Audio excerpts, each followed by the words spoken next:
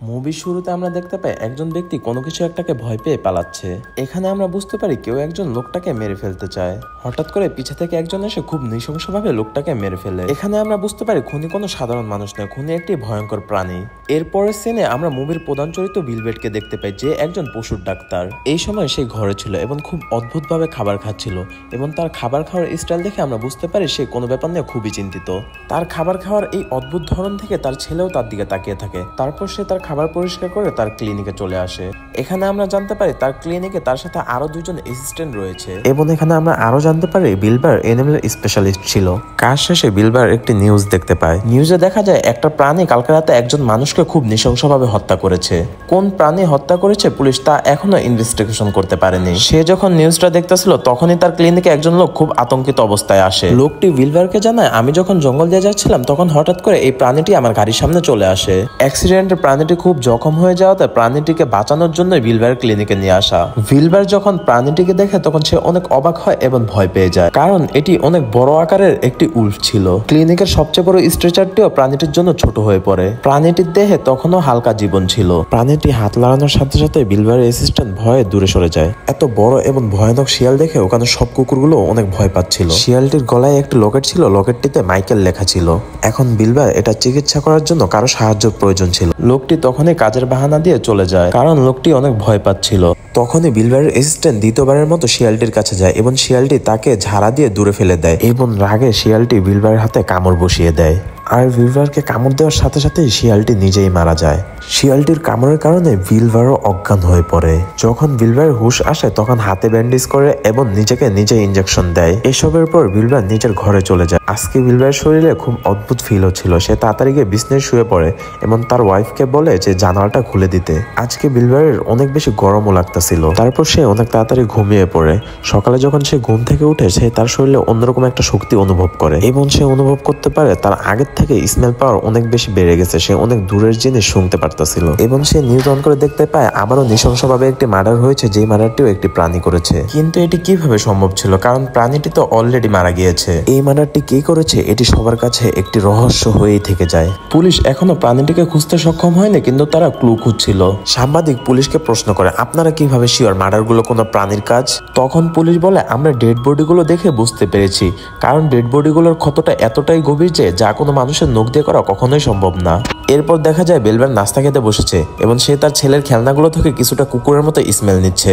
বেলবারের কাছে সব বিষয়গুলো খুবই অদ্ভুত লাগছিল। বেলবার যখন আবার ক্লিনিকে আসে তখন সে শিয়ালটিকে আবার চেক করতে থাকে। তখন সে খুবই অদ্ভুত একটি ব্যাপার দেখতে পায়, শিয়ালটির দাঁতে ক্যাপ করা, যা দেখে বেলবার খুবই অবাক হয়, কারণ একটা প্রাণী কিভাবে দাঁতে ক্যাপ করে। বেলবার যখন প্রাণীটির মুখে হাত দিয়ে চেক করতেছিল তখনই পিছনের কুকুরটি সাউন্ড করে ওঠে এবং বেলবার খুব বাজেভাবে ভয় পেয়ে যায়। এরপর থেকে ভেলভার প্রাণীটির দেহটি চেক করা বন্ধ করে দিয়েছে। একটু পরে আমরা দেখতে পাই ভেলভারের ক্লিনিকে একটি বয়স্ক কাপল আসে। বয়স্ক কাপলটি ভেলভারের কাছে কান্না করতে করতে বলে, এই প্রাণীটি আমাদের, তুমি দয়া করে ওর ডেড বডিটা আমাদেরকে দিয়ে দাও। ওরা বডিটির জন্য খুবই রিকোয়েস্ট করে, কিন্তু ভেলভার বলে, আমি এই বডিটি আপনাদের দিতে পারবো না, কারণ এটি একটি আইনি কেস, আগে আমার পুলিশকে ইনফর্ম করা লাগবে। কিন্তু মহিলা কান্না করে ভেলভারের কাছে রিকোয়েস্ট করে বলে, প্লিজ এমন করো না, আমাদের এই বডিটা দিয়ে দাও। ওদের কান্না দেখে ভেলভারও বিষয়টা মেনে নেয় এবং তাদেরকে এই বডিটি নিয়ে যেতে দেয়। কাপলটি যাওয়ার সময় বেলভারকে নিজেদের একটি কার্ড দিয়ে যায়। বেলভার যখন আবার চেম্বারে গিয়ে বসে তখন বেলভারের অ্যাসিস্ট্যান্ট জানায় তার আরেকটি অ্যাসিস্ট্যান্ট এখনো আসেনি। তখনই বেলভার রাগের মাথায় তার অ্যাসিস্ট্যান্টকে কল দেয় এবং তার অ্যাসিস্ট্যান্ট কাজের বাহানা দিয়ে কলটি কেটে দেয়। কিন্তু সত্য হলো সে থিয়েটারে মুভি দেখতেছিল। অনেক সময় কাজ করার ফলে বেলভার অনেক টায়ার্ড হয়ে পড়ে এবং বাসায় এসে সোফায় শুয়ে পড়ে। তখনই বেলভারের ওয়াইফ বেলভারকে এসে বলে তার ছেলে তার উপর অনেক রাগ করে আছে, কারণ বেলভার তার ছেলেকে প্রমিস করছিল তার ছেলের ফাইনাল খেলার দিন সে অবশ্যই যাবে, কিন্তু বেলভার নিজের প্রমিস রাখেনি। তখন সে তার ছেলের রাগ ভাঙাতে যায়। যদিও তার ছেলের রাগ ভাঙানো সে অনেক চেষ্টা করে, কিন্তু তার ছেলে আজ অনেক রেগেছিল, তার জন্য তার সাথে কোনো কথাই বলেনি। তখনই ভেলভারের হাত জ্বলা শুরু করে এবং সে তার ঘর থেকে বাইরে এসে পড়ে। ভেলভারের হাত ঠিক ওই জায়গায় জ্বলতেছিল যেখানে ওই শিয়ালটা কামড় দেয়। তখনই ভেলভার হাতের ব্যান্ডেজ খুলে পুরো অবাক হয়ে যায়, কেননা ওখানে জখম তো দূরের কথা, কোনো কামড়ের দাগই ছিল না। ভেলভার চাঁদের দিকে তাকায়, আজকে পুরো চাঁদ ছিল এবং ওই মুহূর্তে ভেলভারের পুরো শরীর জ্বলা শুরু করে। এবং এখানে হচ্ছে মুভির সবচেয়ে সবচেয়ে ইন্টারেস্টিং পার্ট। ভেলভার একজন সাধারণ মানুষ থেকে একটি ভয়ঙ্কর উলফে পরিণত হয়। উলফ হওয়ার পর সে কোনো কিছুই বুঝতে পারতেছিল না, তার জন্য সে ঘর থেকে বের হয়ে যায় এবং রাস্তায় যাওয়ার পর সে তার সামনে তার অ্যাসিস্ট্যান্টকে দেখতে পায়। তখনই সে তার অ্যাসিস্ট্যান্টের উপর অ্যাটাক করে এবং খুব নৃশংসভাবে তার অ্যাসিস্ট্যান্টকে মেরে ফেলে। সকাল হয়ে যায় এবং আমাদেরকে ভেলভারের ঘরের জানালা দেখানো হয় যেটি খোলা ছিল। তারপরে আমরা জায়গায় জায়গায় শিয়ালের পায়ের ছাপ দেখতে পাই, যার দ্বারা এটা প্রমাণ হয় ভেলভার রাতে বাইরে যায় এবং এই জানালা দিয়ে আবার সময় মতো ঘরে চলে আসে। কিন্তু রাতে যা যা হয়েছিল তার কোনো কিছুই ভেলভারের মনে ছিল না। উলফ থেকে মানুষ হওয়ার পর ভেলভারের শরীরের মধ্যে কিছু অদ্ভুত পরিবর্তন আসে। ভেলভারের পার্সোনালিটি আইডিয়াল মানুষের পার্সোনালিটির মতো হয়ে যায়। যেমন এখন সে খুব অল্প খাবার খায় এবং তার কথার স্বরও অনেকটা ভারী এবং অদ্ভুত হয়ে যায় এবং তার উলফের প্রতি অনেক বেশি ইন্টারেস্ট জাগতে থাকে। ভেলভারকে সেই মৃত শিয়ালের ছবি তার ক্লিনিকে আমরা রাখতে দেখি। আমরা আরো দেখতে পাই ভেলভার নিজের পাওয়ার ইউজ করে প্রাণীদেরকে চেক আপ না করে প্রাণীদের রোগ বের করে ফেলতেছিল। এইসব দেখে ভেলভারের অ্যাসিস্ট্যান্ট বলে, আপনাকে দেখে মনে হচ্ছে আপনি এদের মধ্যেই একজন। অ্যাসিস্ট্যান্টের এই কথা শুনে ভেলভার খুব অদ্ভুতভাবে তার অ্যাসিস্ট্যান্টের দিকে তাকায় এবং এমন একটা ভান করে যে এই কথার মানে সে বুঝতে পারেনি। একটু পরে আমরা দেখতে পারি এখানে একজন পুলিশ অফিসার এসে পড়েছে যে প্রাণীদের হাতে হওয়া ওই মার্ডারের ইনভেস্টিগেশন করতেছে। সে এসে ভেলভারকে জিজ্ঞাসা করে, এখানে কি কিছুদিন আগে কোনো শিয়ালকে চিকিৎসার জন্য নিয়ে আসা হয়েছিল, অথবা তুমি বড় কোনো উলফ বা দানবীয় কোনো প্রাণী সম্পর্কে জানো? ভেলভেট উত্তরে না করে এবং তার পিছে থাকা শিয়ালের ছবিটি সে লুকানোর চেষ্টা করতেছিল। তখনই পুলিশ অফিসার তাকে একটি শকিং নিউজ দেয়, কালকে রাতেই তার অ্যাসিস্ট্যান্টকে কেউ মার্ডার করে। তখনই ভেলভেট বিস্ময়ের সাথে জিজ্ঞাসা করে এটা কিভাবে সম্ভব, যদিও আমরা দেখেছি তার অ্যাসিস্ট্যান্টকে সে নিজেই মেরেছে। এখানে আমরা বুঝতে পারি ভেলভেটের সত্যিকারের কোনো কিছু মনে থাকে না, কারণ সে যখনই মানুষ থেকে শিয়াল হয় এবং শিয়াল হয়ে সে যা যা করে তার কোনো কিছুই মনে থাকে না। পুলিশ অফিসার ভেলভেটকে কিছু ছবি দেখায় যেগুলো তার অ্যাসিস্ট্যান্টের লাশের ছিন্ন বিচ্ছিন্ন অংশ। ভেলভেট মারাত্মকভাবে ভয় পেয়ে যায়। অফিসার আবার জিজ্ঞাসা করে এখানে বড় কোনো প্রাণী আসেনি তো? ভেলভেট এবারও উত্তরে না বলে দেয় এবং ভেলভেট মারাত্মকভাবে ভয় পেয়ে যায়, এমন ভাবে ভয় পায় যেন পুলিশ তাকেই সন্দেহ করতেছে। পুলিশ অফিসার চলে যাওয়ার পর ভেলভেট নিজের দাঁত উলফের দাঁতের সাথে কম্পেয়ার করতেছিল, কেননা তার মনে হচ্ছিল সেও কি উলফ হয়ে গেল নাকি। নিজের মধ্যে হওয়া প্রত্যেকটি পরিবর্তনের কথা ভেলভেট ভাবতে থাকে এবং সে বুঝতে পারে উলফের কামড়ের কারণে এখন সে নিজেও উলফ হয়ে গেছে। ভেলভেটের এখন কি করা উচিত তা ভেলভেট নিজেও জানে না। তারপরে অনেক চিন্তা ভাবনা করে ভেলভেট মাইকেলের পেরেন্টসের কাছে চলে যায়। এখানে মাইকেলের পেরেন্টস বলতে যারা মাইকেলের ডেড বডিটি নিয়ে গিয়েছে, আর মাইকেল হলো শুরুতে যে উল্ফটি ভেলভেটকে কামড় দিয়েছে সেই উল্ফটি। এবং এখানে এসে ভেলভেট কোনো কিছু লুকায় না, নিজের সব রহস্য বলে দেয় যে সে একজন উল্ফ। ভেলভেটের এই কথা শুনে তারাও ভেলভেটের কাছে কোনো কিছু লুকায় না, তারাও ভেলভেটকে জানিয়ে দেয় তারাও উল্ফ এবং তাদের উল্ফালা চোখ দেখিয়ে দেয় ভেলভেটকে।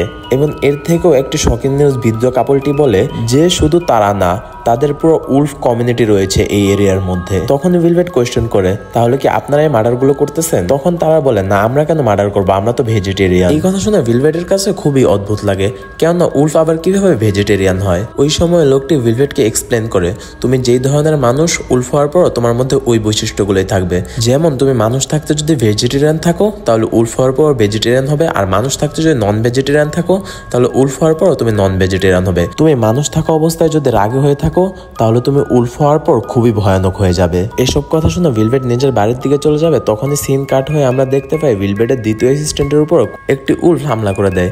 তখন আশেপাশে দিয়ে মানুষ চলাচলের কারণে উল্টে পালিয়ে যায়, যার কারণে সে এবারের মতো বেঁচে যায় এবং তাকে হাসপাতালে নিয়ে আসা হয়। এবং ওই পুলিশ অফিসার আবার ভেলভেটের কাছে আসে এবং পুরোপুরি সন্দেহ ভেলভেটের উপর করে, কারণ উলফ নিয়ে এটি দ্বিতীয় কেস যা ভেলভেটের সাথে জড়িত।